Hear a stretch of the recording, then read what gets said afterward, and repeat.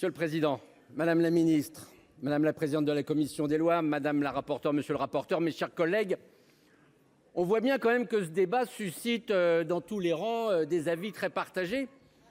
Et au moment d'exprimer le mien, on peut déjà s'intéresser sur le bon tempo de ce débat.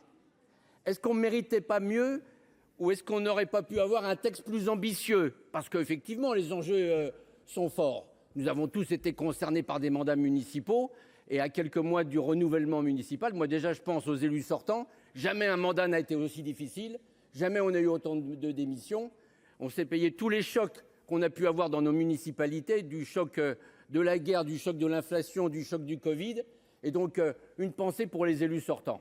Qu'attendait peut-être de nous, du Parlement, un texte un peu plus ambitieux, où on aurait pu parler statut de l'élu, où on aurait pu parler de la lutte contre l'abstention, parce que c'est quand même un vrai sujet, avec peut-être des expérimentations qui auraient pu ou qui seraient peut-être intéressantes, le vote en semaine.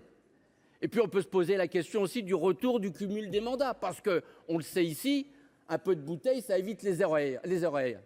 Et donc, une fois qu'on a dit ça, on peut penser que ce sujet, ou en tout cas, que le texte méritait mieux. Mais il existe. Il a le mérite d'exister. Il est passé par la commission des lois, par la délégation des collectivités. Et donc, nous devons avoir le courage d'exprimer nos sentiments sur ce texte. La deuxième partie, effectivement, c'est la question de la parité. Ce n'est pas un sujet.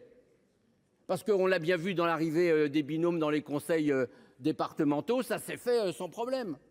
Et je crois qu'au contraire, il faut effectivement, par ce texte, aller peut-être plus loin, obliger par la loi dans les exécutifs municipaux la parité, la question des adjoints, obliger par la loi la parité dans les exécutifs communautaires, qui est très difficile puisque beaucoup de communes rurales n'ont qu'un délégué. Et que donc on a forcément une disparité dans le nombre dans l'exécutif communautaire et donc ça pourrait avoir le mérite au moment de cette discussion. Et puis il y a la question du scrutin de liste. Alors croyez mon expérience de 42 années de municipal et de mandat de maire dans un village de quelques centaines d'habitants, je suis effectivement pour la fin du panachage. Moi je pourrais vous raconter des tas d'histoires comme certains l'ont fait ici, où on a le droit aux querelles familiales, ancestrales, et je ne vous parle pas de l'époque où il y avait le remembrement, où les équipes municipales étaient plus faites par défaut que par adhésion. Et donc moi, mon sentiment, c'est qu'à un moment donné, où on va rentrer dans un temps encore plus fort qu'est le prochain mandat, il faut effectivement une équipe, un projet, un leader et un choix. Et ça permettra peut-être plus d'expression, parce que s'il y a des oppositions, il ne faut jamais avoir peur des oppositions, eh bien ils auront par la proportionnelle la possibilité de s'exprimer.